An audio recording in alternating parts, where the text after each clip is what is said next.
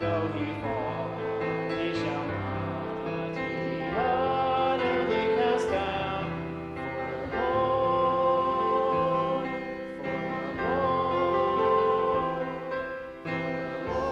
the Lord, upholdeth him with his hand. And then our last song this evening is Day by Day.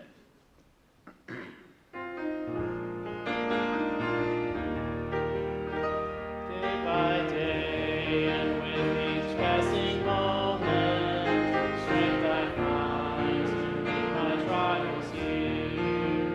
Trusting in my Father's wise bestowment, I no cause for worry or for fear. He whose heart is kind beyond all measure gives unto each day what he needs best. Loving me is part of pain and pleasure, mingling joy with peace and rest. Every day the Lord himself is near me, with a special mercy for each hour. All my cares he banquet bear and cheer me, he whose name is Counselor and Power. The protection of his child and treasure is a charge that on himself he laid. As thy days, thy strength shall be in measure, this the pledge to me he made. On the last, help me then in every tribulation, so to trust thy promises, O Lord, that I lose not faith with consolation, offered me within thy holy word. Help me, Lord, when toil and trouble meeting, care to take as from a Father's hand, one by one, the days and moments fleeting, till I reach the promised land. Good singing, thank you.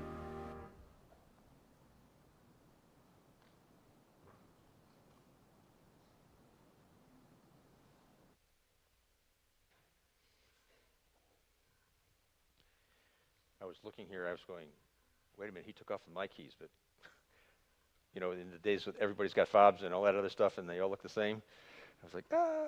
So anyway, so he didn't. So now my mind is going to kind of calm down again because I was a little bit stressed. So, one of the things that's fascinating when you teach is the issue of what you can get done between sessions. And one of the great accidents in teaching and in things like this, presentations, is don't give the guy that's going to talk 2 weeks instead of a week. And because there's all that much more time to dig and to dig and to dig and to dig and to have fun and study and so forth. And as we jump back into this discussion of contemporary meanings for words and ideas and so forth,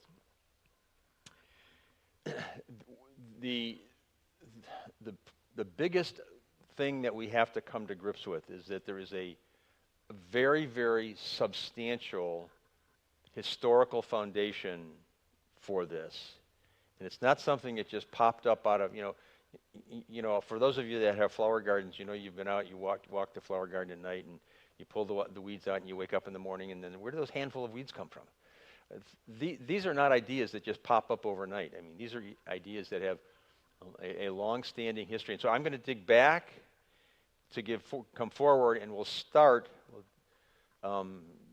discussing them tonight. And next week we're going to dig into, for us as Americans, in terms of trying to understand the puzzle of what we see in light of who we are historically.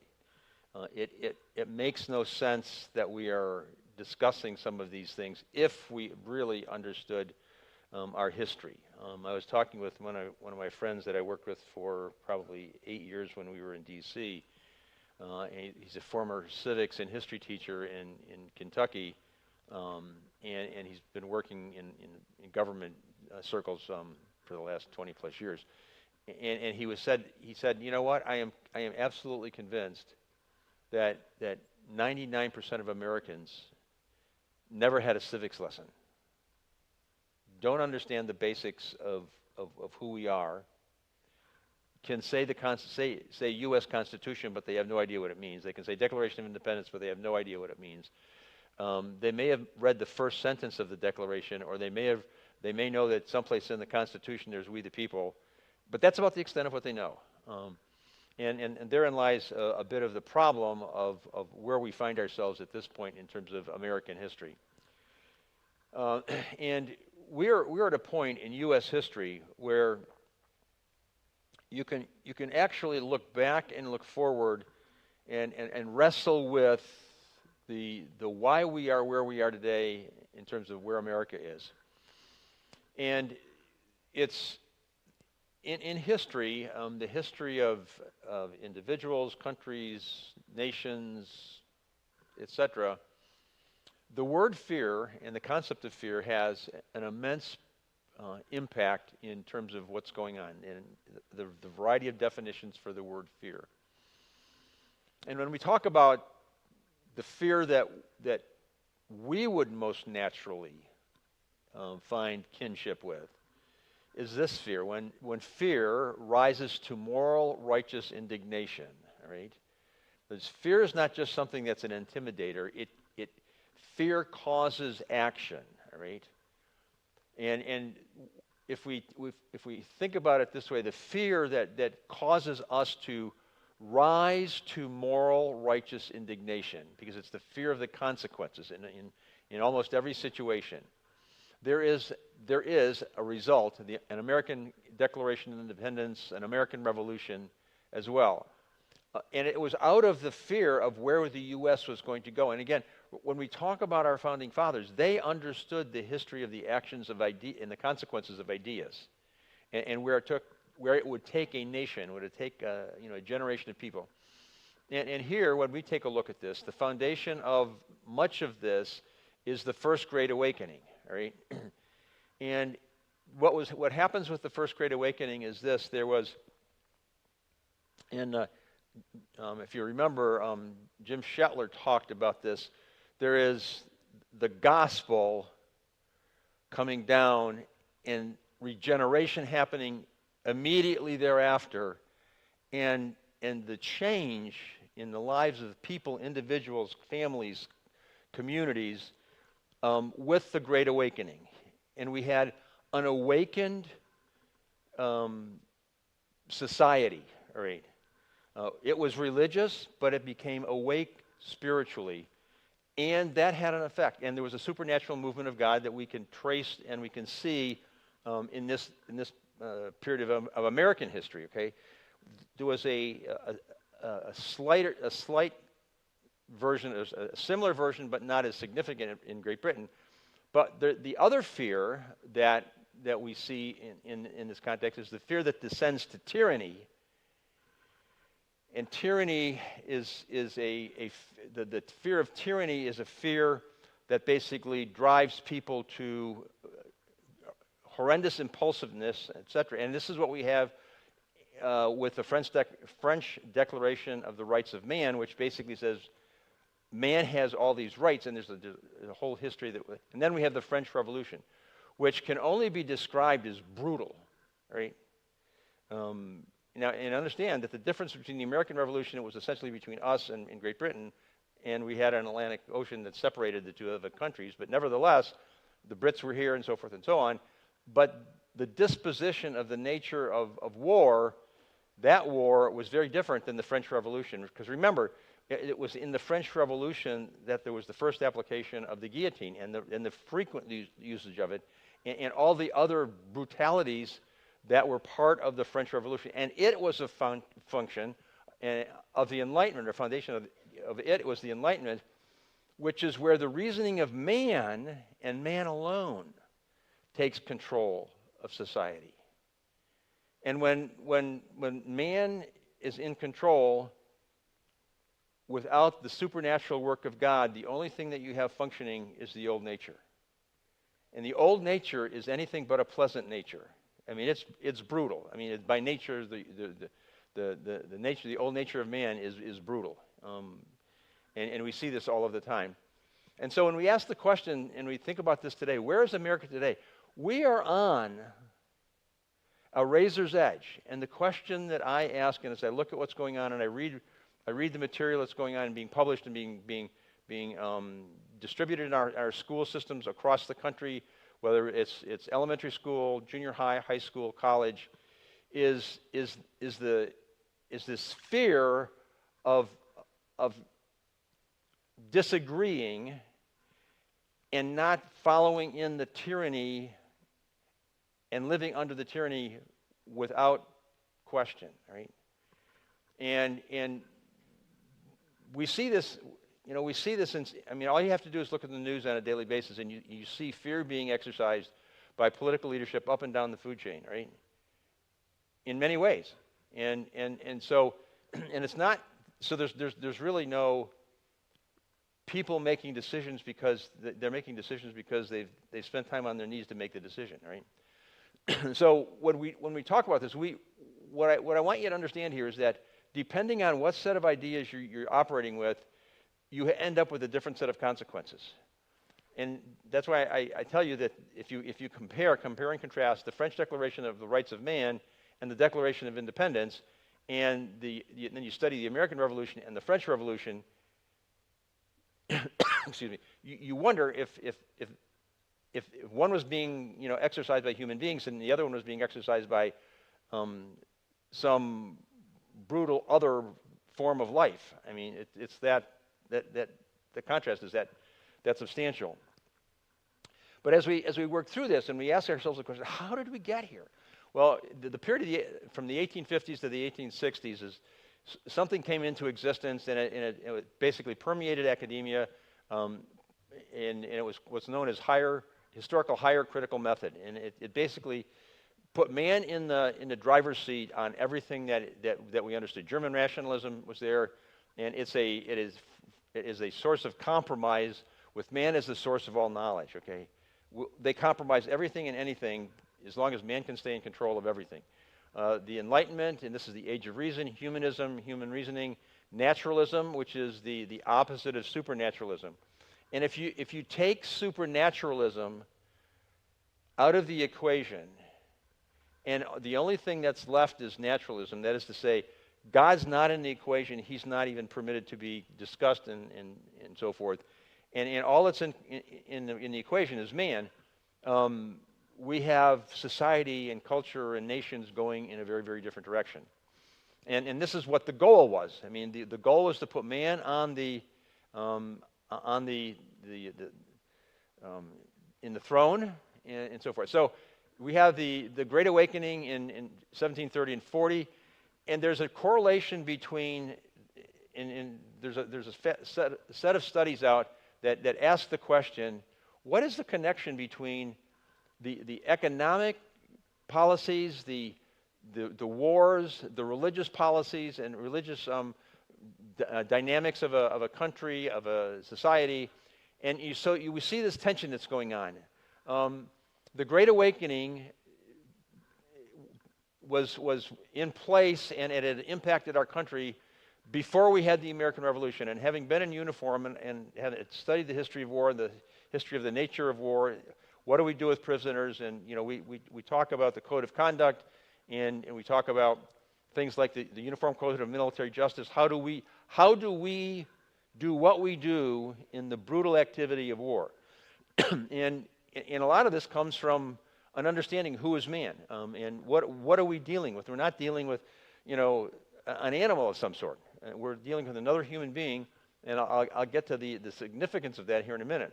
Well, on the heels of the American Revolution came the French Revolution, and there were those that asked the question, why was the American Revolution characterized by sane behavior and the French Revolution was characterized by insane behavior? and just raw brutality. Then we have the Second Great Awakening, and right on the heels of that comes the Communist Manifesto. So when there's a spiritual awakening, there almost always seems to be something that follows on its heels that's designed to take the knees out from underneath what God was trying to accomplish and this is our looking back on it, the Second Great Awakening.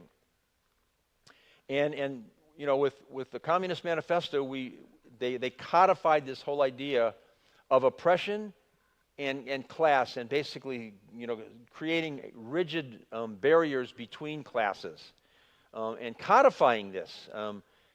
Now, when we talk about the manifesto, the one thing that you have to always understand is that while they talk a good talk about breaking down the barriers that exist and the classes, there is always an egalitarian class that sits above both of the other two classes, in this case, that were there.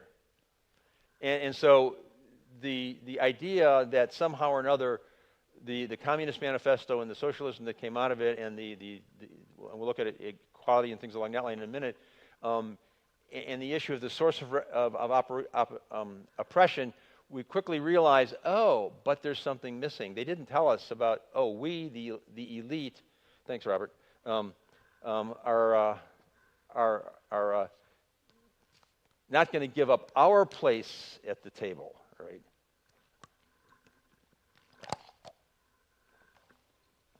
So this is part of what's going on. Then we have the Third Great Awakening. And so we look at this history, and the Great Awakenings are predominantly an American phenomena.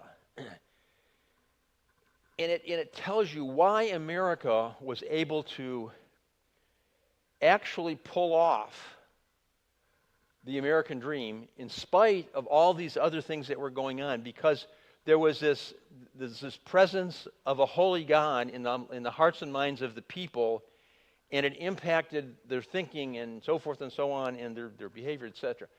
Well, then I just put the Third Great Awakening at the top of this slide so we can put it in context. It was in this context that the origin of the species was written, right? And right on the heels of that is the U.S. Civil War. But when we understand the U.S. Civil War, we have to understand it honestly, all right? Was slavery ever right?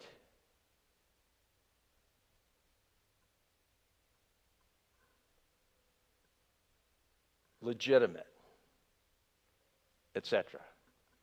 Well, our founding fathers did not think so, but it was already in place when everything started to take place in the 1700s, as we were moving toward the writing of the documents that created America, right? And so the Civil War was about how do we stop slavery. Now, it's not as if they hadn't, our founding fathers hadn't tried to stop it previously. There were discussions going all the way back to the Articles of Confederation. The concepts are embedded in the Declaration. It shows up in the Constitution, etc., and then in the Northwest Ordinances. And there was a desire to terminate it, right? But it was, we would have had tyranny in the United States if we had attempted to just cut it off at the knees. And I don't know what would have happened if they had attempted to do that, right? But there was always the drive to figure out a way to cause slavery to go away, and there were religious aspects of it. Now, then, at the same time, we need to remember that we were blessed to have men like Newton and Wilberforce in Great Britain who were pressing to get it stopped in the British Empire, and so there, among the English-speaking people, there was a desire, there was a recognition, and part of it is related to the awakenings, okay? And the fact that part of this, and as we look at the descent of man, Darwin's formal application of the evolution and origin of the species to mankind, man no longer was viewed as unique and in the image of God. You take man as unique, created in the womb of a woman, and all men in the image of God, created in the image of God. You take that out of the equation, slavery is easy. Slavery is very easy. But when you have that as a conscious awareness, it makes it far more difficult to exist. But to go back a little bit, in the 1870s to the 1920s, the idea of the social gospel was very prevalent in social activities, doing that which was socially right, and social systems and so forth. It was the precursor to the theological and the biblical social justice movements that we see going on today. I mean, at the Southern Baptist seminaries, they actually have a department that deals with social justice from a biblical and a theological perspective. And it's very interesting to read what they're doing and how they're approaching this. And it looks very, very similar to what's going on in the rest of the world. So we have all of these things going on. So we get to this kind of a broad period, the 1850s to the 1920s, in a variety of different places and contexts and so forth, secular as well as religious. The foundations for modern liberal, social, economic, political, religious, progressive, and critical theories are established. And if there is a center for this globally, it's the Frankfurt School in Frankfurt, Germany. And it goes back to this particular point in time. And this includes the critical race theory, because it used to be critical theory. It's an academic concept, and then they added race to it because in much of the Western world, because of the fact that we have this very different view of man that's part of the Judeo-Christian communities. It's going to spread it out a little bit. And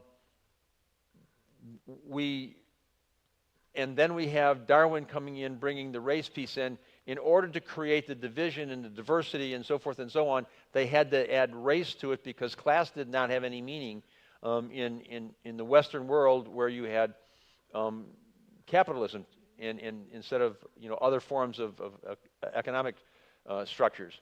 And so this idea of this critical race theory, and I'm just kind of putting it out there in this very broad form.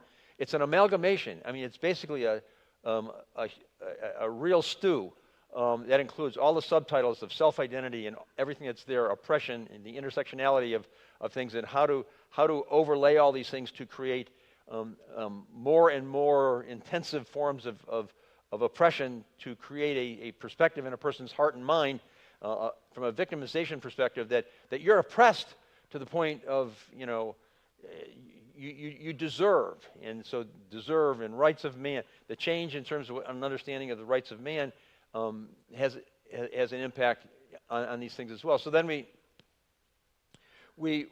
get to the 20th century, and we see something else starting to take place in order for governments and the world to function. So we have the World War I. And remember, when we talk about World War I, World War II, even Korea, and to a lesser extent Vietnam, and certainly not the wars that we just were most recently familiar with, we did not dive into the wars. I mean, we didn't say, hey, we're first in line and we're going to get in.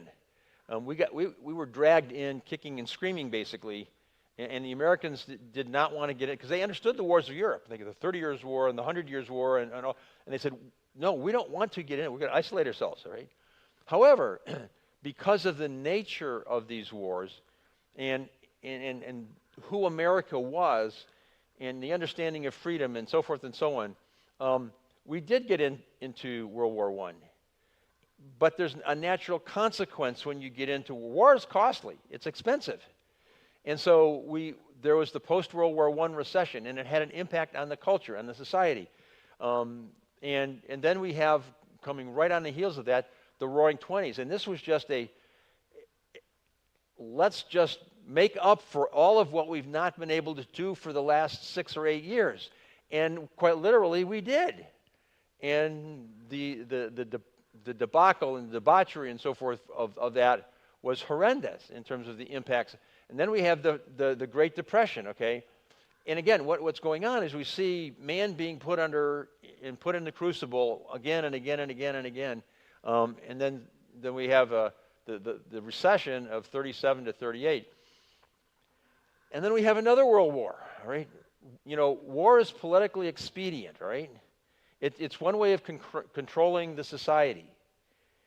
And if you can make the society impoverished, you can control it even better. So when we take a look at what's going on in the inflation and the everything else that's going on in terms of the economic factors that we see going on today, it's deliberate, right? It's a way of controlling the society.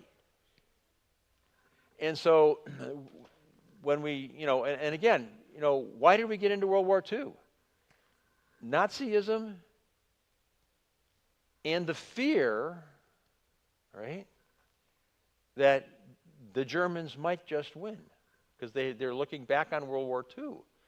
The fear that the Japanese just might win. And what would that would have meant for Asia. And then as we take a look at this, we see how does America do war, and how does America end war? So, and when you take a look at this through the course of all of human history, the United States did things at the end of World War II that had never, ever been done by a conquering nation ever before in all of human history. In Europe, we had the Marshall Plan. We rebuilt Europe. And we facilitated the rebuilding of their industry, their infrastructure, and we did the same thing. MacArthur did the same thing in Germany, or excuse me, in Japan, all right? And through the middle, and through the rest of Asia, all right? Conquering nations don't do that. Conquering nations say, we won, and then they put their thumb on and make it even worse, which is, remember, that's Versailles after World War I, right? Big mistake, and we paid the consequences for it. Now, there's another thing that's happening during this period of time, and you can see the ethos of it, you can see where America is going when you begin to understand how do we process and how do we as a nation live with the war that we're dealing with, the Korean War, all right? What was Korea? It was this little spit of an island, of a peninsula. It was next to nothing, except that in its back door was all of China, and China was coming, all right? But when we looked at it from a military perspective, from a political perspective, from a social perspective, this is the first war that we fought without the will to win. Previous to this, when we went to war, when the decision was that we went to war, everybody was in. You were either in uniform at war, or you were at home at war. Everybody gave up. Everybody suffered some. And everybody did without. Well, not during the Korean War, all right, because what was going on in the Korean War period, 1950, remember, so we were only like 5 years away from World War II, and we really had a lot to recover economically and to get back in place. And the transferring of all of our industry from a war footing to a consumer footing, and then we had, part of this, and again, decisions have consequences. When Ford decided to shut down all of his plants so he could reconfigure for the next generation Model Ts, I guess it was. I'm not a Ford fan, so I don't remember. So he shut down his plants to put the people out of work, and then he opened the plants back up, and they out the new models with all the upgrades. That as we would look at them, we go, that's an upgrade, so to speak. But so when you have a nation that there's no will to win, it's why are we at war? And so we begin to have that. Then so the period from 1953 to 1990 was a period of incredible economic turbulence in our nation, right? Ups and downs, short recessions, longer recessions, et cetera, et cetera. But it was generally upward. Okay, Americans and the rest of the world were on a high ride. Okay, everybody was improving in terms of standard of living globally, even in the most. This was the period of time where you couldn't find anything else, but you could find a bottle of Coke anywhere, at any corner of the world, all right? And so, I mean, if you can get Coke in, you talk about up the river from, and Coca-Cola learned how to distribute Coca-Cola during that period of time. And other things were happening as well. Then we got to the Vietnam War, and this was a turbulent war, and it was the first political war, right? We did not go to war because we had a vested interest. There was a reason from a freedom perspective. There was a reason from a war philosophy perspective. It was purely a political war. And if you look at all the economic and social issues that were going on between 55 and 75, it basically saved the politicians, because it kept the American public on their, on wobbly, they were wobbling through this period of time. It was not a solid time, all right? And, you always had the issue with the Vietnam War that nobody knew on any given day which town in the United States was going to have a young man come home in a box. And there was the fear of losing our young men and our young, next generation, et cetera. And it had huge impact in terms of the decision-making of people. And, I can tell you from a personal perspective, okay? And I'll just give you the illustration of this. And I think some of you have heard me say this, but about 2 weeks, I think it was, 3 weeks maybe before graduation of my class, 1966, and, we were all thinking, what are we going to do? What are we going to do? What are we going to do? We're going to go to college. We're going to get a college deferment. Are we going to, what are we going to do to not be drafted, not have to go in the military? Figure out a way to avoid it. Or just kind of watch the draft numbers and figure out whether we were. So about 3 weeks before, Mike Smith comes home in a box. Class of 1965. My whole class made distinct decisions about what they were going to do for their futures, only based on not being willing to be a political casualty in a rice paddy in Vietnam because of some politician's decision-making process. Right? And that was horrendous. That's the only reason why you're making this decision. Yes, because I want to survive. I want to live. I don't want to be, I don't want to be dead in a foxhole someplace or in a rice paddy someplace, in a place where I don't know. We don't. What is Vietnam? Who cares? What's the significance of Vietnam for the future of the world? Well, if you look at Vietnam today, it's a powerhouse, but that's a whole other story. So then we get to what's called the liberation theology, and this is where all of this social stuff gets caught up in liberation theology. Is essentially a Catholic theology that emerged out of South America, but it's all the social issues. All right, it's making Catholicism a social, like the World Council of Churches kind of social business instead of religion. And that had a huge impact on what was going on. And again, there was no gospel regeneration. This was not an awakening by any stretch of the imagination. And then so we get to the fourth great awakening, and this is what it's called in the literature. I would question the legitimacy of actually doing this, because of all the first three awakenings, there was the clear working of a supernatural God, and there was the transition of lives changed because of the gospel and regeneration and the indwelling and, people becoming Christians, Christ-like, Christ conformity, etc. Well, this is the era of the Jesus movements and all the cults, the religious cults that go along with that. and so that kind of turbulence, added to the equation of the liberation theology and the confusion of the social gospel at this period of time. And then we get to this other period, this next period of time, 1990 to 2001. It's the longest period of sustained economic growth in modern history. Now, economic growth is wonderful, except for one thing. It's fed by the greed of man. And in some circles, in some writings, it's called the fat, dumb, and happy period in America. Don't bother me as long as I can be fat, dumb, and happy. As long as I've got all my toys and I can go play, I'll do enough. I'll put in my 8 hours of work, and I'll go and play. And playing became the culture of America, right? And that meant, oh, what am I going to do on Sunday? Am I going to go play, or am I going to go to church?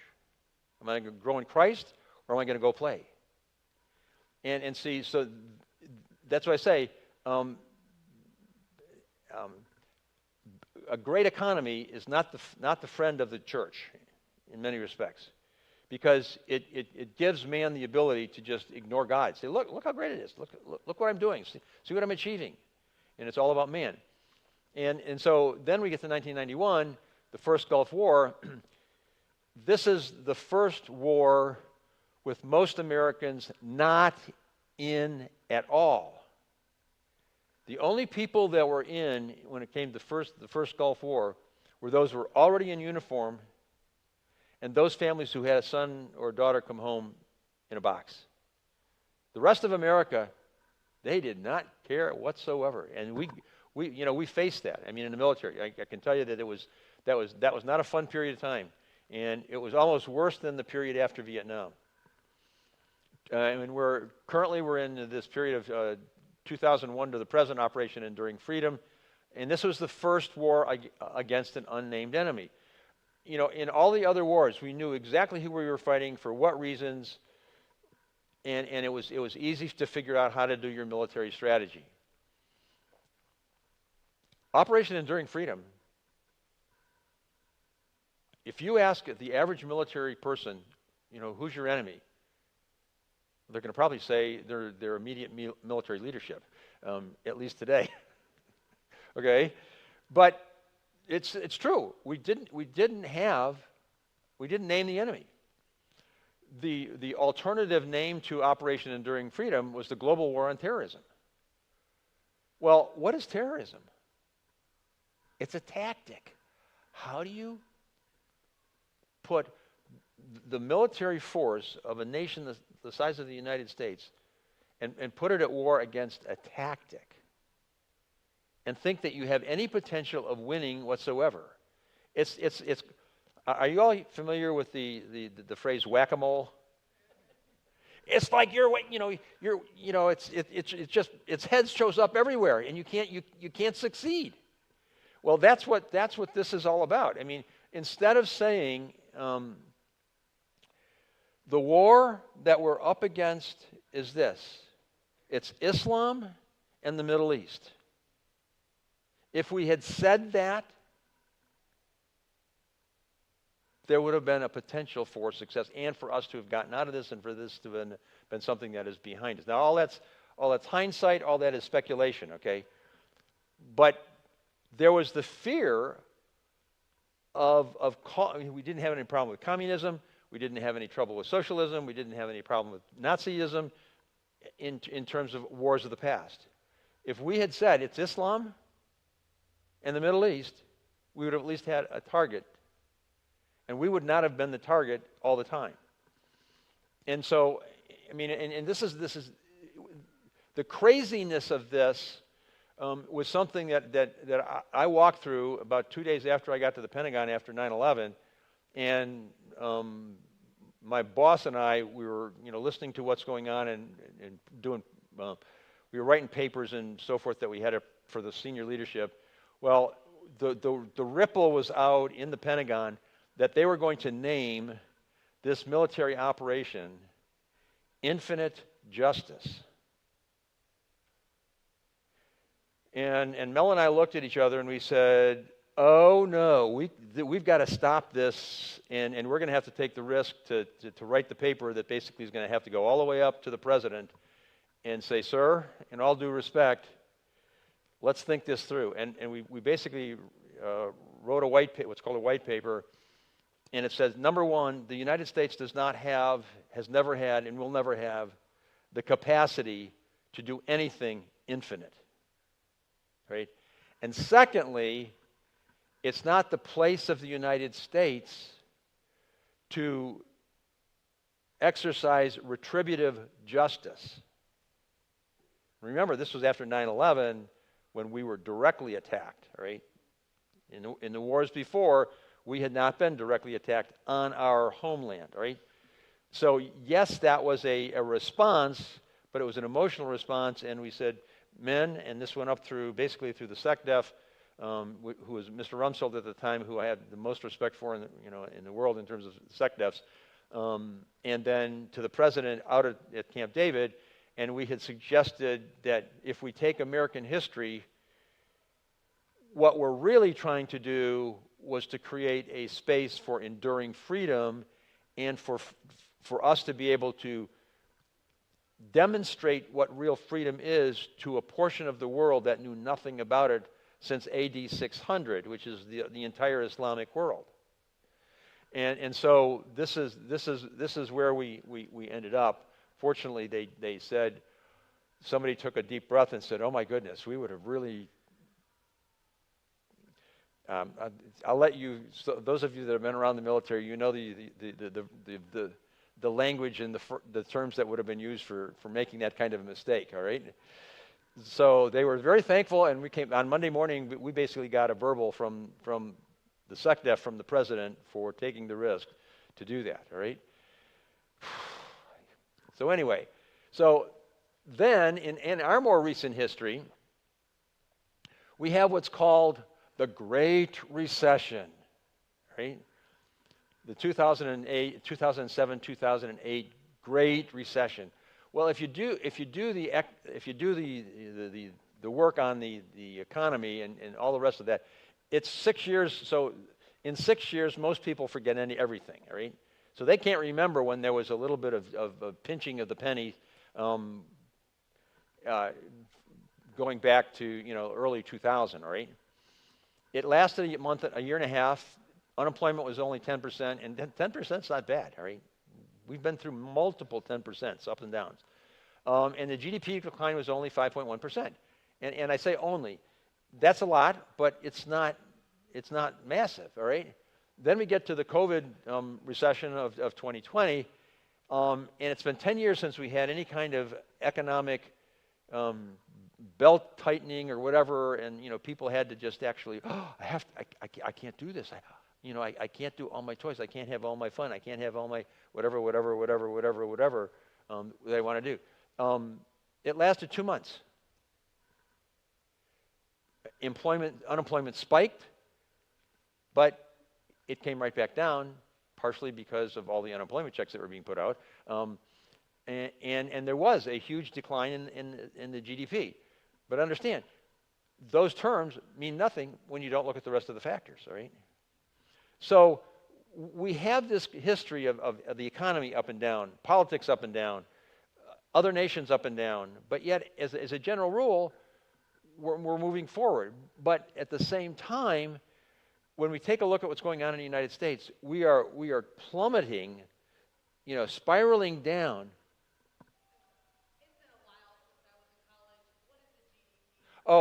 Gross domestic product. It's basically all the product, all that which is produced by the nation economically. What? All the stuff you're buying, says our good doctor, all right? So I'm going to stop here, but I want to just, in order to be able to go forward from this, because I've given you that history, and I want you to understand that there's a lot in all of that set the conditions for all of these ideas to permeate academia in particular, in preparation for it being spread out into the and it's all about this, okay? When we take a look at the end of the day, the American dream, and that's what we're gonna pick up on next week, is a huge problem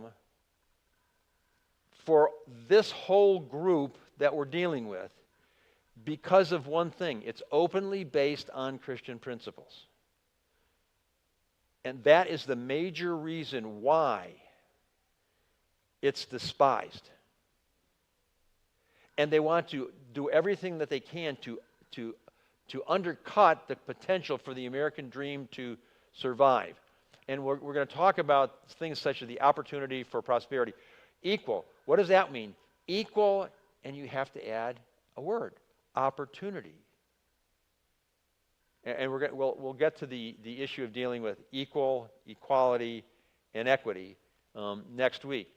Because when you understand those words, all of a sudden you realize that we got another problem, because the only equal that exists among us all is we have all been, what?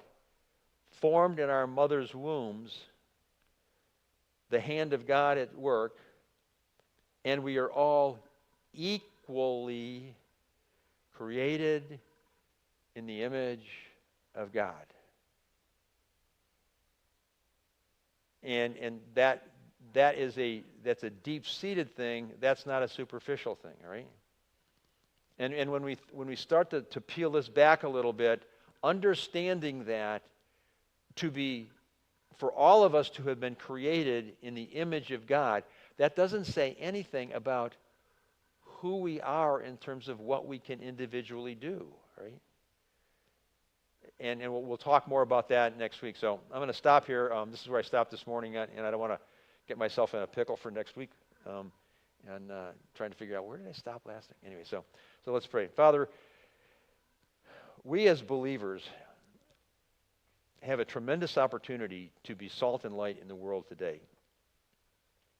And as I look at where we are, the question that goes through my mind is, because I'm looking at things historically, is this: are we sitting